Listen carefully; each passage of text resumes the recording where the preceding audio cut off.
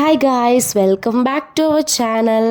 So ரொம்ப நாளாச்சு நம்ம ஒரு லாங் வீடியோ போஸ்ட் பண்ணி ஆல்மோஸ்ட் ஒரு 1 வீக்கிட்டே இருக்கும். அதனால தான் இன்றைக்கி வந்து ஒரு சண்டே விலாக் சண்டே நம்ம ஒரு இன்றைக்கி ஒரு விலாக் நம்மளோட டே இன் மை லைஃப் எப்படி இருக்குன்னு ஒரு விலாகாக எடுத்து போடலான்னு ஒரு பிளான் பண்ணதே நாங்கள். ஸோ சண்டே காலையில் எப்போவுமே அஸ் யூஷுவல் மார்க்கெட்டுக்கு போகிறதே. இப்போ இது வேறு ஆடி மாதம் வேறையா, ஃபிஷ் மார்க்கெட்லேயே க்ரௌடு கொஞ்சம் கம்மியாக தான் இருந்துச்சு, ரொம்பலாம் கூட்டம் கிடையாது. வானகரத்தில் தான் எப்போவுமே நாங்கள் ஃபிஷ் வாங்குவோம். ரீசெண்ட் டயத்துலலாம் நான் கொஞ்சம் ஃபிஷ் மார்க்கெட்டுக்கெல்லாம் வர்றதை அவாய்ட் பண்ணிக்கிட்டேன், வெளியே வர்றது. பட் இப்போ இன்றைக்கி ஏன் வந்தேன்னா ஆல்மோஸ்ட் 1.5 month இருக்கும். வீட்டில் வெங்காயம், தக்காளி, வெஜிடபிள்ஸ் எல்லாம் பல்காக நான் வாங்கி போட்டேன், அதாவது மார்க்கெட்லேருந்து வாங்கி போட்டேன். நம்ம லோக்கல்லே அடிக்கு தேவைக்கு வாங்குகிறோமோ அது கொஞ்சம் விலை காஸ்ட்டு கணக்கு போட்டு பார்த்தா கொஞ்சம் ஹையில் போகிற மாதிரியே இருந்துச்சு. சரி, நம்ம இன்றைக்கி மார்க்கெட்டுக்கு போய் நீட்டாக 2 கிலோ வாங்கி போட்டுருவோன்னு சொல்லி தான் நான் வந்தேன். அண்ட் கொஞ்சம் ப்ரான்ஸ் வாங்கணும். அதுக்கப்புறம் அந்த மீன் பார்த்திங்களா, இப்போ அந்த அண்ணா எடுக்கிறாங்க பார்த்திங்களா, அந்த மீன் நாக்கு மீனா.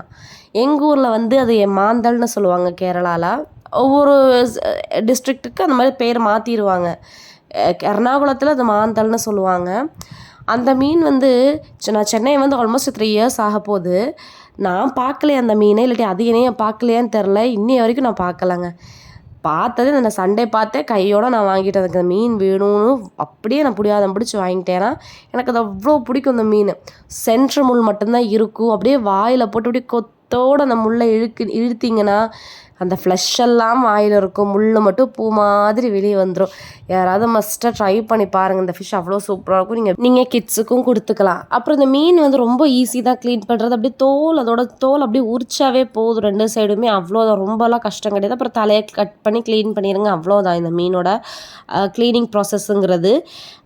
அண்ட் நான் வர்ற வழியில் நான் வெங்காயம், தக்காளி எல்லாமே வாங்கிட்டேன். ஏன்னா ஃபிஷ் மட்டும் நான் க்ளீன் பண்ணல. ஏன்னா எப்போவுமே ஃபிஷ் per kg 20 rupees தான்.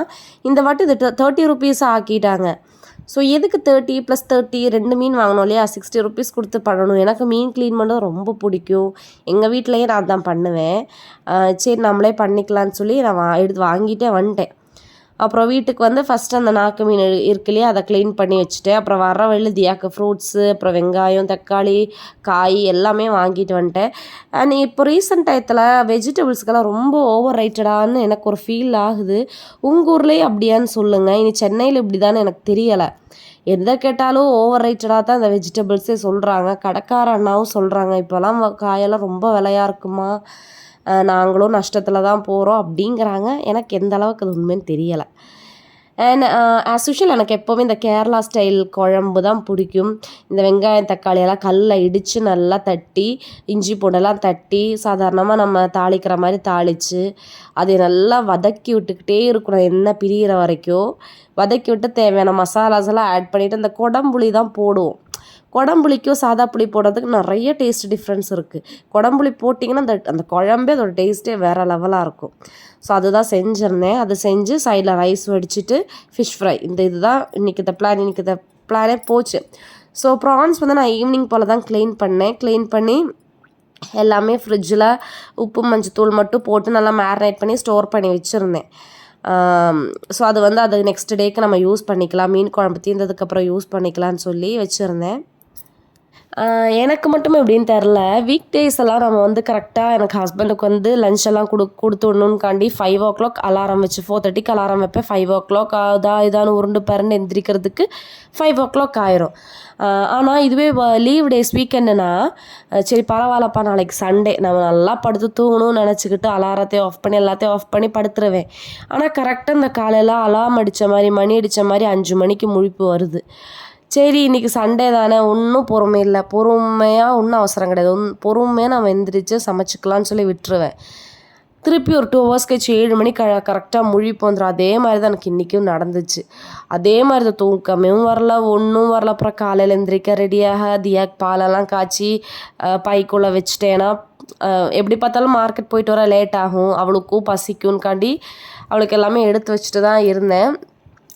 அண்ட் வந்து நான் இந்த மீன் செய்யும் போதெல்லாம் என்னோடய கேரளா மெமரிஸ் இருந்து நோஸ்டாலஜிக்காகவே இருந்துச்சு. அந்தளவுக்கு மெமரிஸ் இது. ஏன்னா எங்கள் வீட்டுக்கிட்ட வந்து ஒரு சைக்கிள் ஒரு சேட்டன் விற்றுட்டு வருவாங்க இந்த மீன். அந்த சேட்டா விற்றுட்டு வரும்போது நான் சொல்லுவேன், மாந்தளண்டா வாங்கிச்சோ அப்படின்னு எங்கள் அம்மாட்ட சொல்லுவேன் நான் மறக்காமல். மாந்தளம் இருந்தால் வாங்கியும் வைப்பாங்க, ப்ளஸ் நான் சொல்லாமே சர்ப்ரைஸாக எனக்கு வாங்கி வச்சுருவாங்க, செஞ்சு வச்சுருவாங்க. ஏன்னா நம்ம எந்திரிக்கிறதே 12-1 மணிக்கா, நைட்டெல்லாம் ஃபோனை நோண்ட வேண்டியது. காலையில் இந்த 12-1 மணிக்கு எந்திரிக்கும் போது அப்படியே தட்டோட தட்டாக கொண்டு வந்து கொடுப்பாங்க. அவ்வளோ ஹாப்பியாக இருக்கான்னு அதெல்லாம் அது ஒரு மெமரிஸ். சீரியஸாக சொல்லணுன்னா மேபி அது மேரேஜ் பண்ணவங்களுக்கு அதோட இது தெரியலாம். ஸோ அவ்வளோதான். நல்லா சாப்பிட்டெல்லாம் முடிச்சுட்டு நல்லா இருந்துச்சு. ஆனால் சீரியஸாக சொல்லணும் அவ்வளோ டேஸ்ட்டாக இருந்துச்சு. சாப்பிட்டெல்லாம் முடிச்சதுக்கப்புறமா நான் தூங்கலாங்க, ரெஸ்ட் எடுக்கல. தியா தூங்க விடலை. அவங்க நல்லா ஹஸ்பண்ட் நல்லா படுத்து ரெஸ்ட் எடுத்ததுக்கப்புறம் ஒரு 4 o'clock போல் நாங்கள் எங்கள் வீட்டுக்கிட்ட ஒரு பார்க் இருக்குது. அந்த பார்க்கா இல்லை மினி ஃபாரஸ்ட்டாக, சென்னைக்குள்ளே இப்படியெல்லாம் ஒரு இடம் இருக்கானே தோன்ற அளவுக்கு ஒரு பார்க் இருக்குங்க. அதுக்குள்ளே வந்து அந்த பார்க்கில் இல்லாத ப்ளே ஏரியாஸே இல்லைங்க. அந்தளவுக்கு சூப்பராக அவ்வளோ பெரிய பார்க்கு, நல்லா என்விரான்மெண்ட் ஃப்ரெண்ட்லி, அவ்வளோ க்ரீனரியாக இருக்கும். எங்கள் வீட்டு பக்கத்துலேயே ஒரு முத்துமாரி அம்மன் கோவில் இருக்குது. அன்றைக்கி வந்து இன்றைக்கி சண்டே, அதுவும் ஆடி மாதத்தில் கூழ் ஊற்றுவாங்க இல்லையா? ஸோ கூழ் ஊற்றி இன்றைக்கி பூக்குழியெல்லாம் இறங்கி அப்புறம் வீதி ஊர்வலம்லாம் இருக்குது. சூப்பராக இருக்கும். ஸோ அதனால நாங்கள் ஒரு 2 hours மட்டும் தான் அங்கே ஸ்பெண்ட் பண்ணோம் பார்க்கில். ஸோ அவசரமாக வீட்டுக்கு போய் நல்லா குளித்து ரெஃப்ரெஷ் ஆகி திருப்பியும் நாங்கள் கோயிலுக்கும் போயிட்டோம். கோயிலுக்கு போய் அங்கேயும் நல்லா சாமியெல்லாம் கும்பிட்டாங்க. பிரசாதமும் கொடுத்துருந்தாங்க. அதுவும் சாப்பிடலாம். கேசரி சூடா அதுவும் கொடுத்தாங்க. அதையும் நாங்கள் வாங்கி சாப்பிட்டுட்டு ஒரு 7 o'clock போல் ஊர்வலம் ஸ்டார்ட் பண்ணாங்க. அதோட வீடியோ வந்து நான் உங்களுக்கு இதில் அட்டாச் பண்ணுறேன். அவ்வளோ சூப்பராக இருக்குங்க. அதனால் இந்த சின்ன சின்ன ரீசன்னால தான் எனக்கு ஆடி மாதம் ரொம்ப பிடிக்கிற ஒரு மந்த்தாகவே போகும். உங்களுக்கு நான் வந்து இந்த வீடியோ இதில் ஆட் பண்ணுறேன். மறக்காமல் பாருங்கள், ஸ்கிப் பண்ணாதீங்க மெயினாக. ஏன்னா அவ்வளோ சூப்பராக இருக்கும்.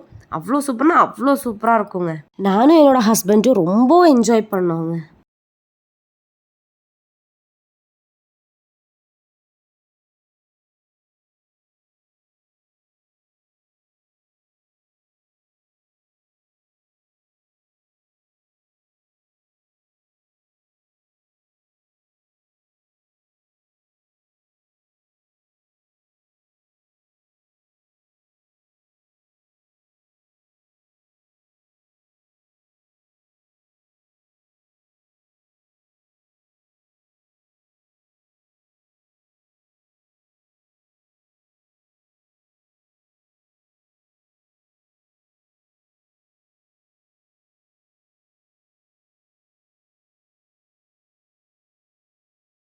உங்கள் ஏரியாலையும் இப்படி தான் ஆடி மாதம் அம்மன் கோயில் ஃபெஸ்டிவல்ஸ்லாம் இப்படி தான் செலிப்ரேட் பண்ணுவாங்களான்னு சொல்லுங்கள். எனக்கு இது கொஞ்சம் புதுசாக இருந்துச்சு.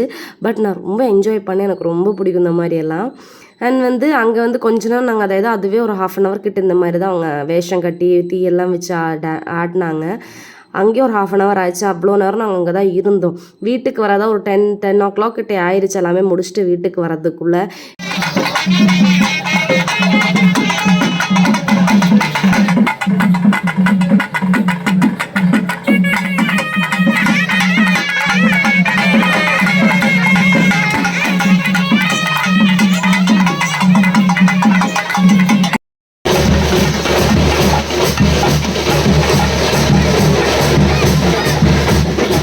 ஹாய் காய்ஸ், இந்த வீடியோ அவ்வளோதான். எல்லாருக்கும் பிடிச்சிருக்குன்னு நினைக்கிறேன். மறக்காம நம்ம சேனலை சப்ஸ்கிரைப் பண்ணி லைக் பண்ணி சப்போர்ட் பண்ணுங்கள். பாய்.